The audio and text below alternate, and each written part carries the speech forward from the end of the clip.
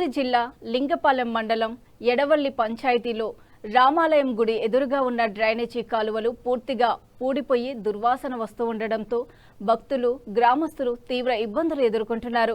వెంటనే పూడిక తీయించి కాలువలను శుభ్రం చేయాలని వారు పంచాయతీ అధికారులకు కోరుతున్నారు. అదేవిధంగా ఎడవల్లి గ్రామం నుంచి పోలవరం ప్రాజెక్టుకు వెళ్లే ప్రధాన రహదారిపై షాపులు రోడ్ మార్జిన్ లేకుండా ముందుకు రావడంతో వాహనాల రాకపోకలకు ఇబ్బందులు కలుగుతున్నాయని వాహనదారులు ఆవేదన వ్యక్తం చేస్తున్నారు. ఎదురుగా వచ్చే వాహనాలను తప్పించుకునేందుకు సరైన స్థలం లేక ప్రమాదాలు జరిగే పరిస్థితి నెలకొంటుందని చెబుతున్నారు. డ్రైనేజీ శుభ్రతతో పాటు రహదారి ఆక్రమణలపై కూడా అధికారులు తక్షణమే చర్యలు తీసుకొని ప్రజల సమస్యలను పరిష్కరించాలని గ్రామస్తులు వాహనదారులు కోరుతున్నారు.